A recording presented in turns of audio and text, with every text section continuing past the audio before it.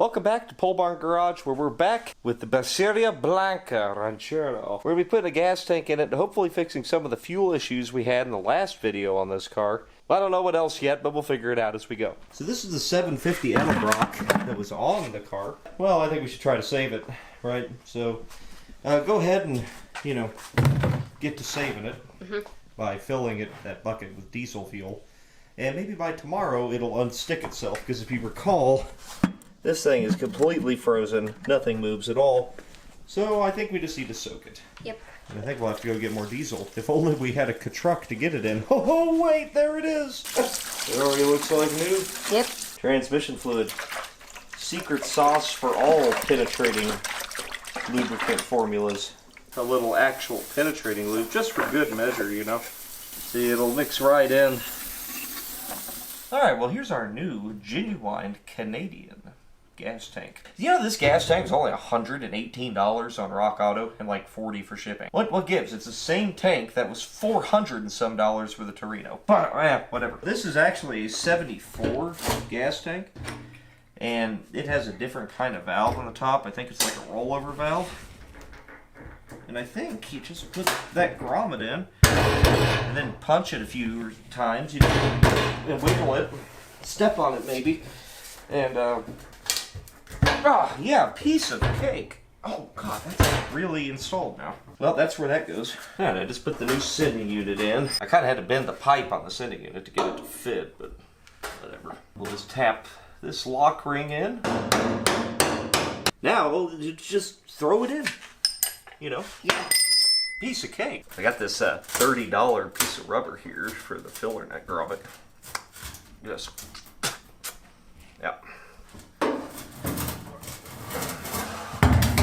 yeah, easy. Actually, very easy. I found these random carriage bolts that are way too long, just laying in a drawer. I don't know what they're for, but they're gonna work great for this. Which is good, because I didn't order bolts. And so now I will not learn from my experience, and I will try to install this without a jack. I'm sure that'll work out great. Oh, wait! The fuel vent thingy. Definitely didn't bitch out. Just have this jack in here for looks. Oh, yeah. Oops. Gotta hook up this vent hose thing, because we want to protect the environment. You know what I mean? It better fall off. Probably will. I do this for you, viewers. Magnificent. I have it in the wrong spot. Oh, God. Oh, God. No. Oh, God. The bolt fell out. You son of a... Shit. The filler neck needs to go in. Right now? It doesn't go in from the outside, does it? Maybe it does. We should probably look at that, like, right now. Yeah. So, A... Pretty sure we should clean this out first. B... Pretty sure it needed to go in the gas tank first, because it no fit. This little plate right here goes on the outside. So this goes in from the backside. Somehow it no fit through hole. What do you hear? I've done it. You gotta put this in first, and then the gas tank. Yeah, this goes in real easy. Piece of cake, really. I don't know why they never installed it. It's so easy. I mean, just really not difficult in any way. Yeah, this is really working out for me. I don't know if you noticed that. Yeah, it's Well, this is, of course, a complete disaster, as usual. Turns out, you have to put the neck in and then feed the tank up to fit the neck, but don't tighten the neck down, otherwise it won't work. And you gotta jack the car up to get the tank up. Whoever engineered this, thankfully, they're most likely long dead. The car version, like the Torino, very good, very easily done.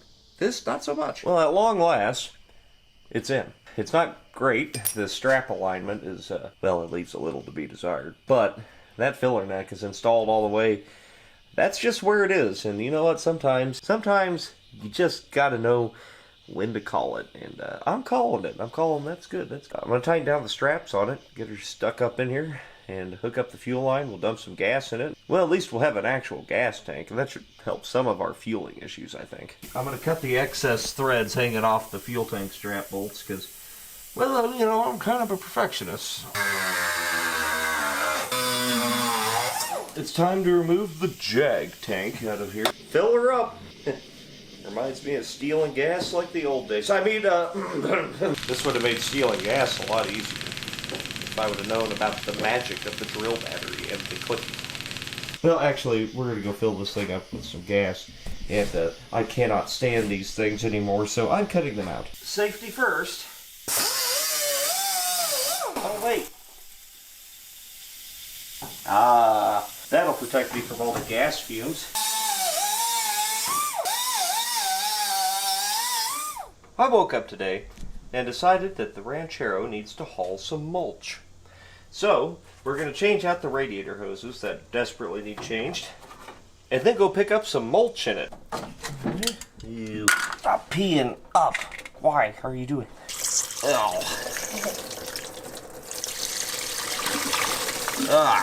Lots of rust.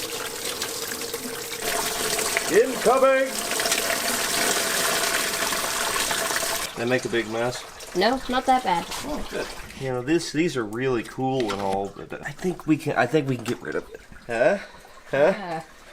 And you too could be as cool as this. That was about to blow. It's a little bulbous. We'll throw our new one on there. We'll be in good shape. How's it going? It's going good. Make sure you get it tight or it'll blow off. I'll go ahead and put the upper on. Okay. Alright, well, JD got that assembled. I got the upper one on. I also changed the fuel filter just for peace of mind. We got a brand new radiator cap that I got off of Holley's clearance on the clearance section of Holley.com. I got that for like $1. Now that it is totally repaired, actually, I mean, it is quite a bit better. Let's go get some mulch. Cruisin' Classics. Let's see if this works.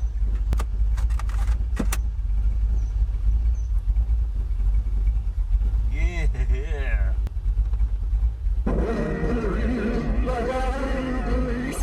Oh God, it's stuck on fast forward. Stop.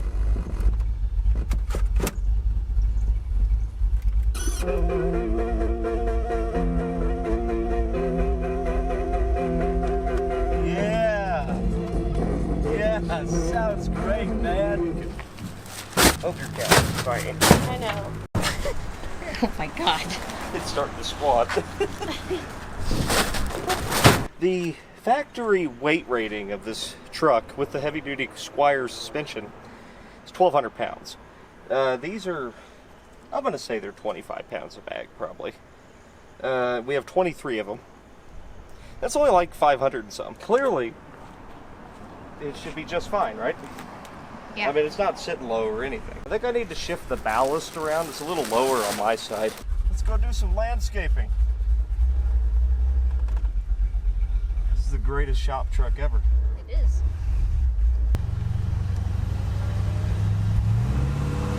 Oh, yeah. Nothing like doing this on brakes I've never looked at in 25-year-old tires. It drives really good with all this weight in the back. It actually drives better, weirdly enough. Ugh. Yep, let's do some landscaping. Well, hello there. You may be wondering why I'm jacking this up. Well, that's for two reasons. One, I picked up this set of Keystone Raiders. They're 14s, but well, they'll work. I got it for $200 with the tires, and you know they're old tires, so that means they'll do great burnouts. Second reason is, well, I got a hold of Quick Performance, and I got us a pretty good gear set coming for this.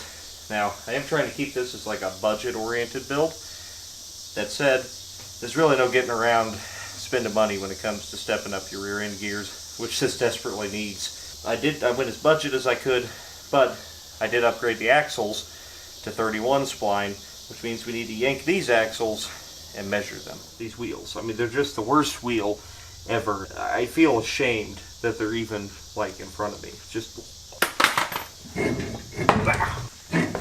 look at all those creepy crawlies. Look at dead Mr. Spider down in there.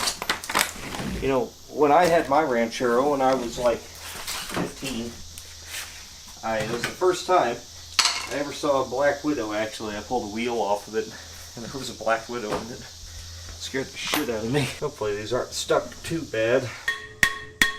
This has a different brake drum on this side. It does? Yeah, this brake drum's like 2 inches wider. It's a completely different brake. What does that mean? I don't know. Well, the correct brake drum seems like it'll come off. I guess we can go ahead and yank this axle. Hear that? Better to find out now than on the inevitable drag strip that this winds up on. By the way, Flying H drag strip opened in Odessa, Missouri in October 23. Come out of there! And I think we'll take the Ranchero there. So, you know, not telling you to do anything, but, you know, if you were to go and say, get on Facebook and search for the Flying H drag strip or raceway or whatever they're calling it, and, you know, just say, hey, you know, there's this YouTuber we really like. He lives really close to you. You know, maybe you should, you know, help him out with like a test and tune session or something. You know, I'm just saying. I didn't have to do anything to pull that out. That's not a good thing, by the way. You actually want the axle of the car to be in there pretty good. You know, you don't really just want it to just fall out. In my professional estimation, I would say that is an axle. Look at that thing. It looks like it's been torched out. What we're using for a bolt cup here. See, I caught this when Matt was throwing them at me. I just snagged it out of the air, like the Matrix. Not really. It hit me in the head. Of course it does.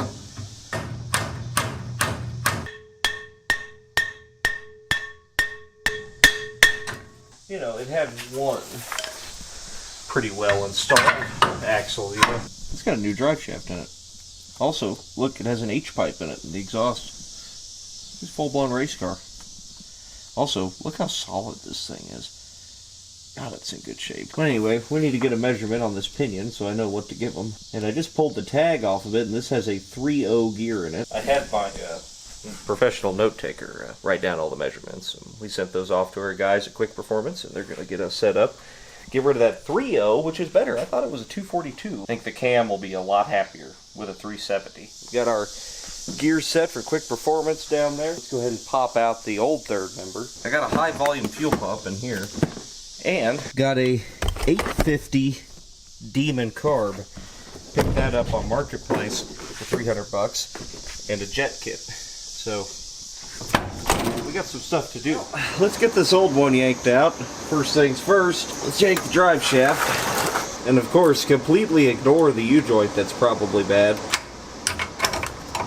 There's a U-joint. Hey, this U-joint's actually good. Other than the parts that aren't. Are you gonna puke if I pull you out? Are you? It is not puking. So therefore, it's probably completely empty. You get every one of them except for the bottom two with an impact, of course, being a 9-inch. I got a buddy coming out to give me a hand putting the new one in, but I think I can probably get the old one out on my own. Mostly because my plan is just drop it on the floor. Yeah, I wonder if there's any grease in this. Maybe I ought to get a drain pan. My gut says no, but my heart says no. But my brain says get a drain pan, so I suppose I will. Slow and steady wins the race. Come on, break the seal. I don't want to take a grease bath. There we go. There we go. Yeah, there wasn't very much in there, was there? Again, good thing it's going away. You gonna be cool? You gonna come right off, huh? No, definitely not. Those factory crush washers do a pretty good job of retaining these. There she goes. Alright, alright. Now, we will strategically position the mortar tray. Just like so, yes. Yes, yes, yes. Oh, and coming down. Beautiful. Ooh, and the gasket came off clean. Win all around. It looks pretty good in there. Let's give her a rinse, though.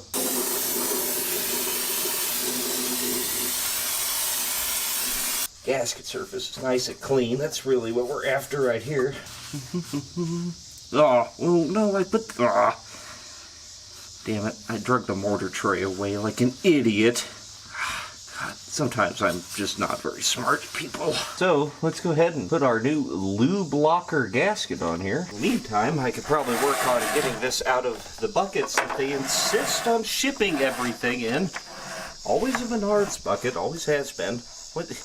I mean, is it an Iowa thing? I mean, what's the deal with the bucket? Well, this one came out a lot easier than the last one I had from them. Let me tell you guys, there's not a more durable bucket on earth than a Menards bucket. Thing took that like a champ. That's still perfectly usable. Oh, wait. I forgot. We're supposed to be talking about this. Oh, okay. This is the Quick Performance third member. With a set of 370 gears in it. An Eaton True Track. It's badass. And this is really going to wake up the old Ranchero. Overhead's probably not the best approach. Huh? Said overhead might not be the best approach, but... Whatever, it works. Alright, jack her up. Alright, jack it up a little bit. I gotta rotate it counterclockwise, just a smidge. About like that. I got her. Yeah, there you go. That moved. Yeah. She going now. There it went. Time to lube her up. Fill it up till your diff runneth over. Typical 80-90 stuff here. The True Track doesn't require any kind of limited slip additive. Back out here for another morning of fun and adventure with the Ranchero. I'm going to throw this Chinesium high volume fuel pump on here because it's a little bit better than the factory one. The factory unit's like 30 gallons per hour. This one's 80 gallons per hour. A really good one, like a Holley pump, is like 120, but I don't think it really needs that much. We just need a little bit more, and I mean, we're just trading out one piece of Chinesium for another, so, you know, no harm. I'm going to toss this on real quick. And by quick, I mean, you know, it's down in there, and yeah, I mean, I can't even show you to film it if I wanted to. We saw Buff doing it last time, and he had a great time doing that, so I guess it's my turn. I see why Buff struggled with this thing so bad. You can't even, when the bolt's in, you can't access the bolt with a socket. You could get on for the first couple, but then you're screwed. The new one is a little better, not a whole lot better, but I think I can at least get a short wall socket on it. Well, I've got to clock this fuel pump, so I guess you just take out the screws and twist it or something. But I don't know if I mentioned it, but the real reason we really need to change this is so we can have a 3/8 outlet on the fuel pump. The original one is a 5/16 from the pump to the carb, and that's not enough for, like, anything. I don't know what Ford was thinking with that. New fuel pump on. I gotta extend the line a little bit. Now that pump is clockable, but not very clockable. I wasn't able to get it exactly where I would like to have had it, but, well, you know what they say. Shit in one hand and shit in the other one, and they're both going to fill up. And the other thing we're going to have to do is run a new hard line up to the carburetor. No fuel flow problem here anymore, that's for damn sure. Time to ditch the puny 5/16 line and put some 3/8 aluminum line on there. Well, I got the fuel line ran, and I hate it because I ended up having to do the whole thing with rubber hose, and I don't like that. I definitely am more of a run hard line as much as possible kind of guy, but I mean, it ain't like I ain't done it 100 times before and it's been fine. Surely it will be fine again. How they angled those fittings out of that fuel pump, clocking it or not, there's just no room. You either get to run the hose out into the power steering belt or make a big service loop, which is what I did. Here's our shiny new axle here. It's a 31 spline unit there, Quick Performance axle. You know, they make these things in-house. And here's how I know that they are top-notch, best quality, period, when it comes to, well, driveline stuff. And they showed up a day after the third member, right? And so I sent, you know, them a text, and I was like, you know, what's up, mate? And they said, well, one of them is a 1/4 inch short, so we went ahead and remade them. I'm like, are you kidding? They remade the whole damn axle over enough that, I mean, you guys know me. They didn't even own a tape measure. Do you think I'd even notice a 1/4 inch being too short? But they did. Let's go ahead and pop these bad boys in. They are quite beefy. You know, the Starsky and Hutch car from the TV show Starsky and Hutch, that Torino had a sticker on the dash that said do not exceed 50 miles an hour. That's because to get the car to do burnouts in the TV series with the 404 of those in it, they had to put 456 gears in it, or like 512s or something just crazy to make it work.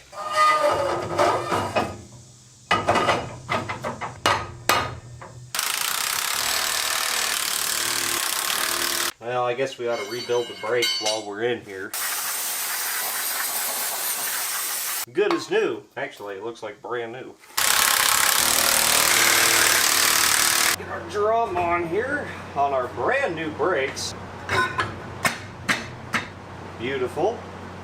It's almost a shame to cover that up. I started to stick one of these not Kragers on here. Well, I hate it already. It's way too small a tire, which I knew that.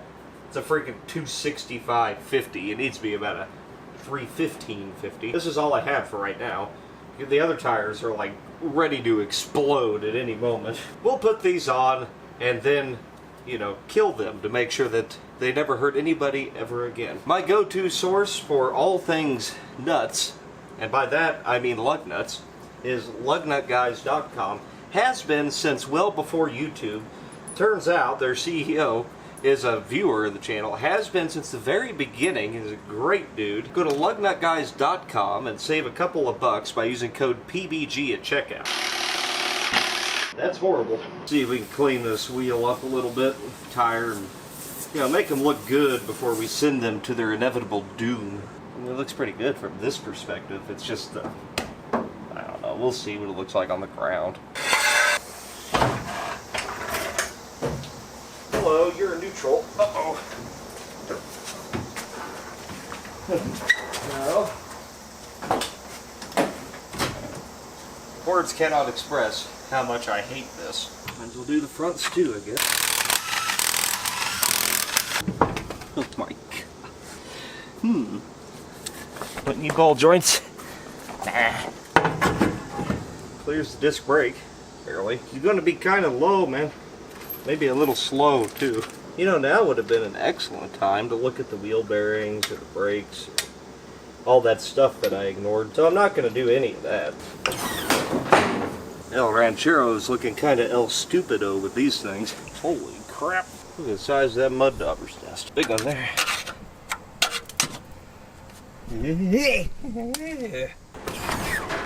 I guess it's not that bad. And we'll have to see if we pull it out. I might be able to live with this for a little while. At least they're chrome, and that makes it better. But let's throw a carburetor on it. Let's get this 600 or 650 or whatever it is off of here. When I got this, it had a 7/16" fuel line on it, so it was flowing. But it is a vacuum secondary, so it should be a little more forgiving, I'm hoping. Especially in a heavy car like this. Come on, little fuel toilet. Off we go. Ah.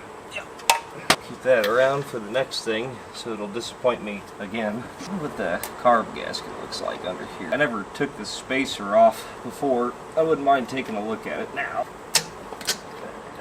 There we go. There's freaking algae growing on it. Pretty brittle. Installing enhanced fuel toilet. She's all installed. I did change out the PCV vacuum line because it looked kind of grody. We're gonna give us a, wow, that was way out. We got 4-corner idle adjustment on this thing, and I'm just gonna go with 1.5 turns on all 4, just so we have a baseline. Wow, this one is barely hanging in there. Why? Okay, somebody's been into this thing and had no idea what they were doing, and so I guess that's kind of what happens when you buy a used carburetor. Also, I need to make a ground wire for the choke too. Also, before I get it hot, I'd like to see if I can change the thermostat in this thing, because I think it might be sticky. I don't think it has a thermostat in it. We'll see. Look at that. Why would you use an Allen cap screw on anything ever? That's some solid backyard engineering there. No thermostat at all. You can't do that, people. None. Yeah. So you really can't do that, and here's why. You don't have to have a thermostat, but you have to be able to slow the water down. You have to put a washer in there or something to restrict the flow. the water's got to have enough time to absorb heat. So it's got to be able to pull the heat out of the block. If it's moving too fast, it's not going to work. Just picked up a little 160 degree thermostat to throw in it, and that should work just fine. Today's episode brought to you by Chiffon Creamy Dishwashing Lotion. Or whatever. Got a few of these old things laying around. Actually, they work pretty good to get into tight spots as scrapers. Spencer gasket fuel line for this carb is leaking a lot. We may just go back to this, which was on the carb, like AN style fittings. Other than the fact that it has this Gigantor 7/16 hose in it, I mean, somebody was running some pretty serious stuff through this carburetor on point. Maybe I could force a hose over that? Find out. I think got the fuel leak fixed. Maybe. We'll see when it catches on fire.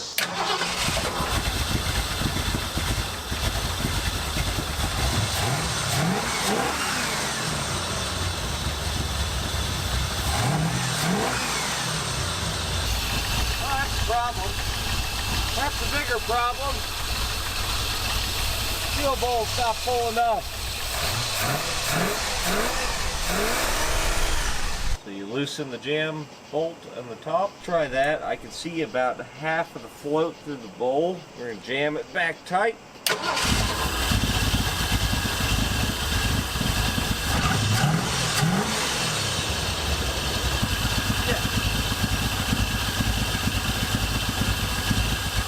That's why you don't test it while it's running, because it'll just keep spraying. Yeah, it seemed to have tore the gasket for this damn float adjustment screw. Well, let me see if I've got one. I think the car probably needs gone through. Sounds like the accelerator pump. It's got a big dead spot in it. Runs okay. Got the leak fixed.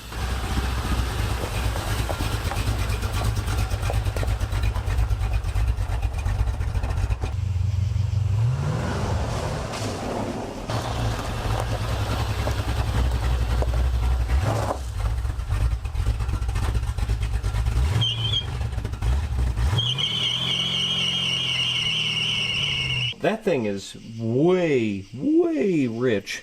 I'd be interested to see what kind of jet is in it. Also, the accelerator pump is wasted. I don't know what kind of rebuild kit these demons take. I don't know if it's the same as a regular Holly or... So I'm thinking what I might do, actually, pull the 750 off the Le Mans there, toss it on here, experiment with the car, see how it runs, try to get everything else dialed, and then get a kit for that carburetor. Probably won't have time for that in this video, though. I do think that maybe we could just jet her down a little bit. I'm going to pull this front bowl off. If I break the gasket, then we're going to pull the carburetor off my Le Mans and throw it on here. Oh, I could tell just from trying to power brake it there in the garage. Not responsive at all. Generally, if you're a little bit lean, she's going to be a little more responsive. Let's see what kind of jet we got in here for starters. And she tore bigger than well, looks like I'm ordering a kit. That said, let's pull one of these jets out and see what she's running. This thing hasn't been into in a long, long time. You are a 69. It's not very big. It's not a terribly huge jet size. It's probably about right for this. So there's probably something else wrong with this thing. I'm going to guess the power valve's probably blown out of it and it's just freaking dumping gas in it. This is what happens when you buy freaking swap meet or marketplace carburetors. You never know what you're going to get. So that thing needs gone through. Be a damn good carburetor when it's done, and we'll have half the price of a new one invested. But for now, we'll throw something else on. Actually, after 3 weeks, the primary throttle shaft on the Edelbrock actually broke free. Secondaries are still stuck, but I could probably get them open. If we got to rebuild it, we will. But that is the exact same carburetor that's on the Le Mans over there. So we'll know if it likes it, you know, then we'll go through it. I got a kit for it and everything. Time to scavenge from the Le Mans. Hey, wait a second. Look at that. Remember the vacuum leak we've had on this thing? Look at that. Brand new base plate gasket. That might be it. This is the same carburetor that the car had on it whenever I got the car. But that thing is, I mean, it did free up, but can you imagine if those throttle shafts stuck or something? And I think the shafts of these Edelbrocks are pressed in. I mean, I'm just going to keep soaking it and probably fix it eventually, but it's going to take time. Hey, if it runs absolutely immaculate, well, I'll just buy another one for the Le Mans. But also, I have a kit coming for that demon. The only problem is when I'm just shooting a video, guys. You got to understand that. And I don't have 3 days to wait for that thing to show up. If you want to see this video in 6 days, 5 days, it's not going to happen. I need at least 2 days to edit it. I'm just trying to explain my process here a little bit, because like in a normal car situation, well, you just wait for the kit, go through that demon, and it's a better carburetor than that. So this should let us at least go take it out, drive it around, and see if we've made any improvements. All right, well, that's all done, but I was poking around looking for carburetor stuff. Well, I found an advanced spring kit here. So remember the last time I only had one, and I just put one really light spring in it, and she was all in by like 3,500 after that. And that's still probably a little bit late, especially for a big heavy car like this. So I'm going to put 2 of the lightest springs I got in here. Just try to make that advanced curve come in a little bit faster. Don't want to mess with it too much. Last I checked, I think we were running about 37 degrees of total timing. Pop both these bad boys out.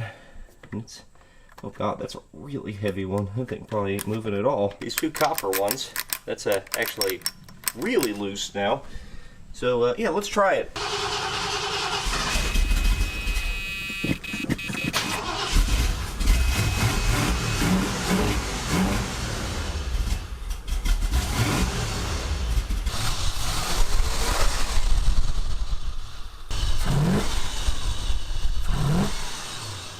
Lazy.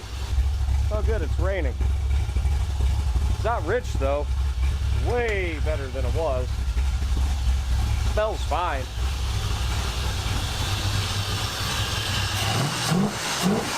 Guys, put it under a load and see what happens.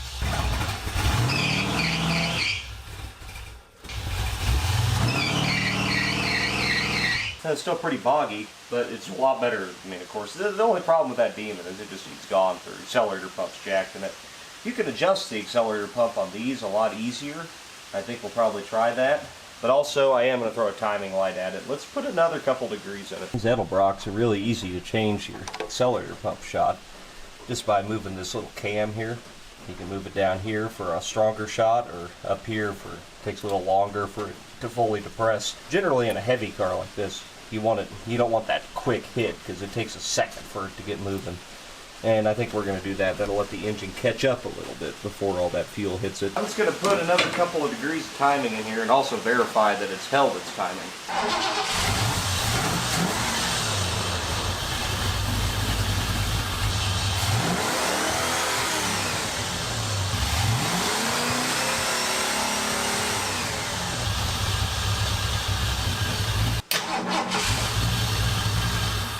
Well, that was about 41 degrees total. We'll see what that does. That's a lot of timing. This thing's a low compression pig, which it probably is, with a giant cam in it, which it absolutely is. Well, that's just not a very good combination. It makes for a very inefficient combustion event, and you got to lead the hell out of it. She was just starting to talk back a little bit there, starting it up, so we'll see if that does anything. But she was coming all in real fast, and it seemed to like it, so maybe it'll be happy. Here's my plan to cover the hole in the hood, at least until we come across a 871 or something. Mustang scoop just barely covers the hole. It looks kind of good on here, I think. However, we're missing an ear on it. So I'm going to mark this position where I want it. But we're going to have to make a new ear for this, and don't worry, I got a plan. This one's already been busted off. Once upon a time, I glassed it back together. However, I don't have the ear for this one. First step, we gotta grind back a little ways into the glass. Heat back into it and rough it up so that our new fiberglass has something to latch into. Well, I got some long strand fiberglass here. I got some gutter mesh. And we're going to use this gutter mesh to make us a shape, and then we're going to bed that in. This is going to provide a little bit of strength. Now this is going to be a little bit of a process here. Spoon out a little bit of this fiberglass. Long strand stuff's kind of tough to work with, but it's super strong. Try to cut it up a little bit, and it'll be a little bit easier to work with. If it's messy, it's alright. You can clean it up later with a grinder. Well, it's starting to cure up pretty good in here. You can see it's just nice and fat in here. We'll grind it down or whatever later, but it's strong. It's tacked up enough, and I think we can go ahead and start building the outside of it. It's starting to turn into something I have to let that cure up, and then I'll come in there, I'll grind it down, and then we'll keep building out that point. As long as we have some ground fiberglass to build a little at a time off of, it'll be as strong as it ever was, probably stronger. Figure out what kind of air cleaner I can run. And apparently, not a 14-inch air cleaner. We could go ahead and make it fit, I think, if we just cut around it. At least it's easy when there's already a hole in the hood. Sure, you're wondering, what kind of precision cutting instrument is he going to use? This one.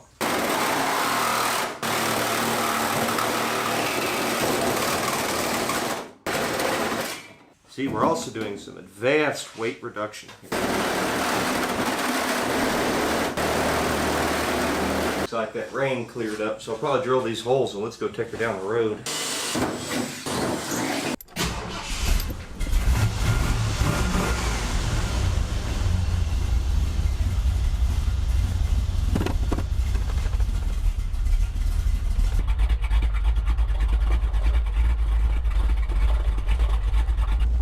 It doesn't like the wet roads very much.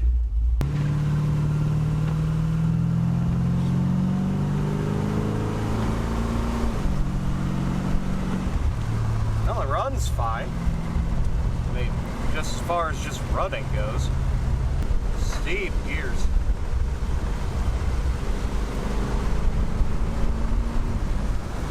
It's pretty good. I don't want to get on it too hard to probably spin out.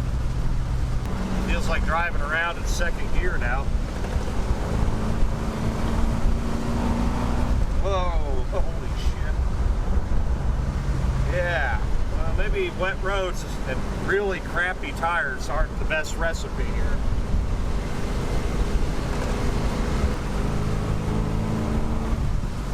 But it's responsive, it's not sluggish at all.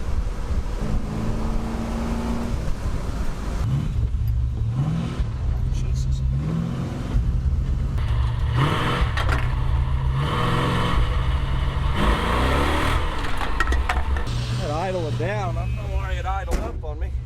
Let me grab a screwdriver.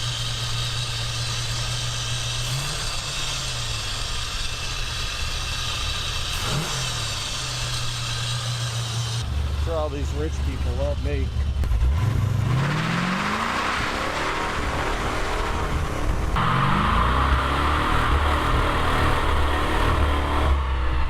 It's been kind of a giant pain in the ass to get to this point, but I think it was worth it.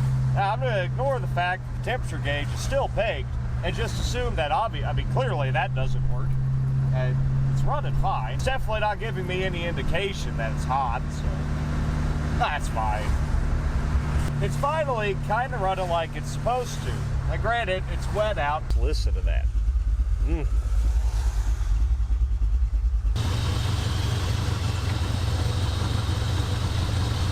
Cool looking now. I don't even hate the wheels.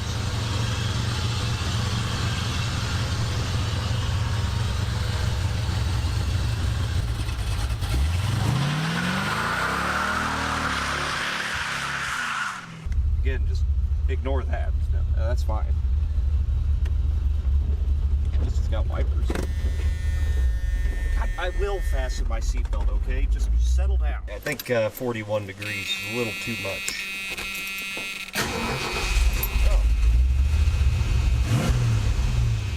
Never mind. It's totally fine. I just off camera tried to start it a couple times and it was like, oh, whoa.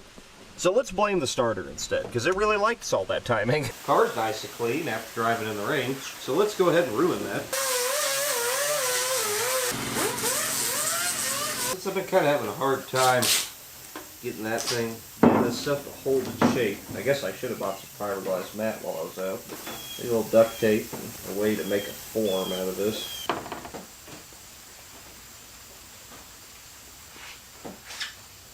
Peeled the duct tape off before it dried all the way. We got a nice shape here. And it's going to need some more. And we got to let that cure all the way up before we start grinding on it. It's taking forever to set up.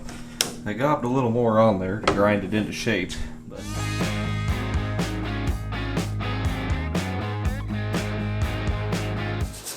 yeah, I was thinking, guys, for a quick and easy paint job on this thing, should I just paint it satin black? It's not really my thing, but it would be easy and it wouldn't look bad, I guess. I don't know, let me know down in the comments.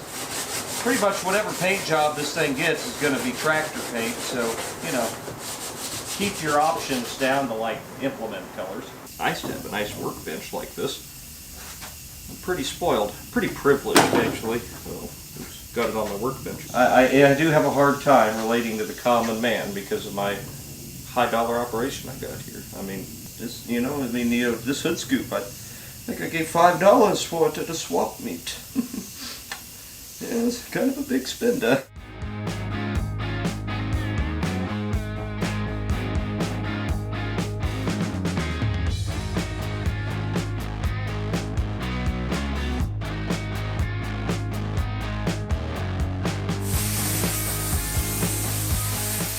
I had to replace one of the studs. It was missing out of this corner, I guess.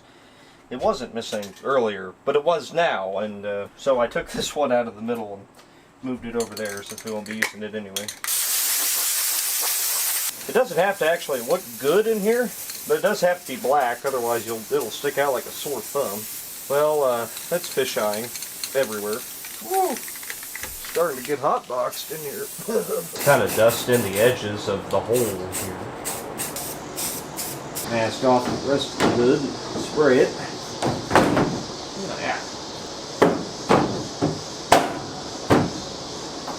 Yeah, it'll work.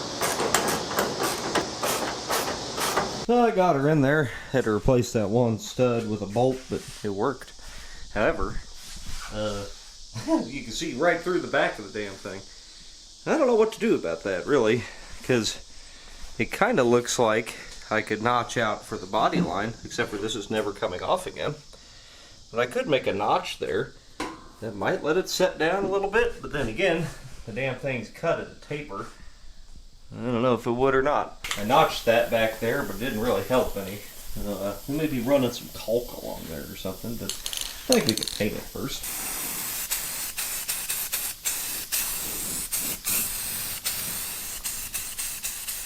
It looks pretty good, I think. Not bad.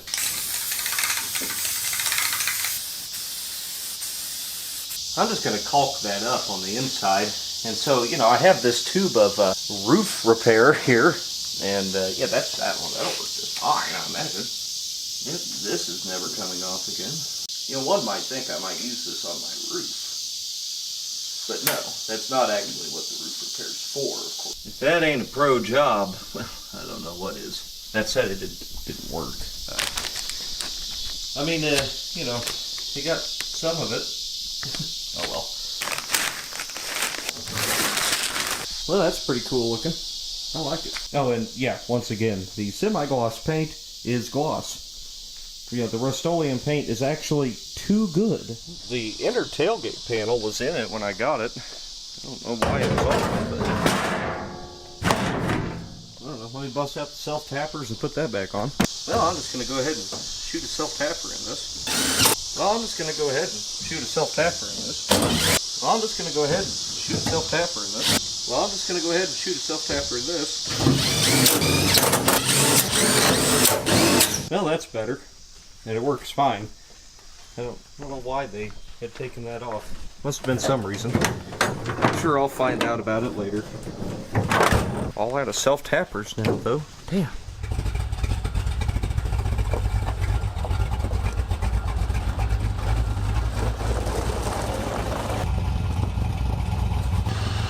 That looks great.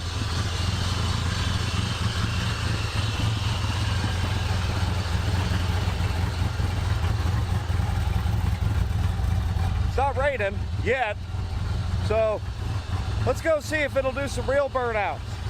I put a return spring on the car. Hopefully that helps. Go back to our secluded Nike missile battery, official testing grounds of Pole Barn Garage that they don't know that I do there.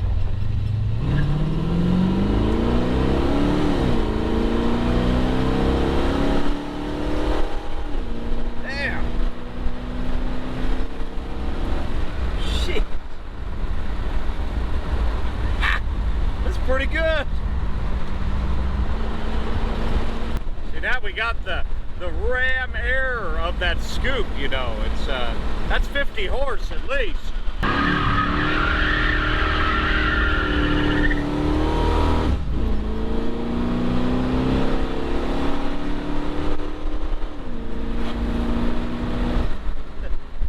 I can't shift it by hand and drive at the same time, but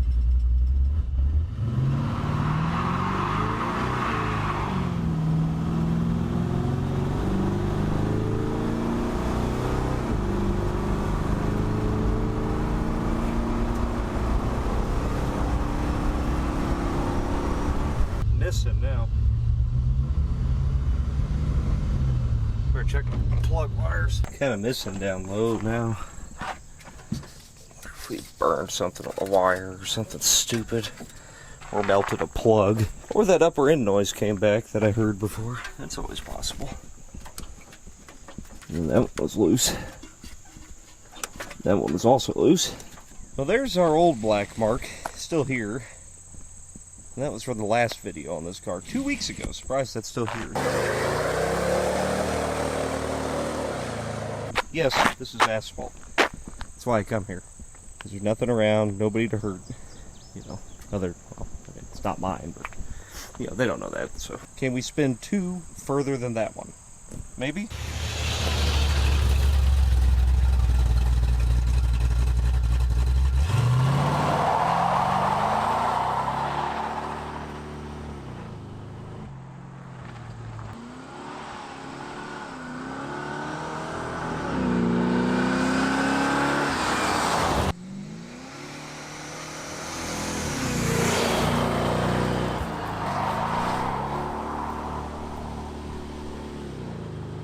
I think it has some more wheel speed to it, because it's not leaving marks anymore. It's just kind of skimming along the surface all the way down the road. I don't know. It's kind of a turd, but, you know, 2,500 bucks, it's a lot of fun. I guess that's going to do it for this episode. I don't know if there's anything else to do with this car, performance-wise. We've made it a lot better. It's pretty quick now.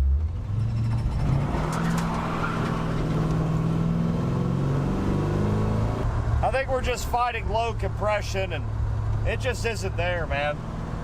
So, I don't know. Maybe someday we go through it, throw some pop-ups in it, you know, make this thing actually make power. But until then, I think we're just going to leave her as is. A pretty cool shop truck, if nothing else. So, anyway, thanks for watching, guys. I wanted to get back out here and at least try something on some dry pavement. I don't know. It's running perfectly. It's faster, but you can only spice up a turd so much, and it's still a turd. It's just a bad combination. It's way too much cam and no compression. Anyway, we're going to see you guys next time on Pole Barn Garage. Let me know where you want to see this thing go. Should I just quit messing with it, or what? I mean, I just picked it up because it was a good deal. So, I don't know. It would be a cool shop truck. Just let me know. See ya.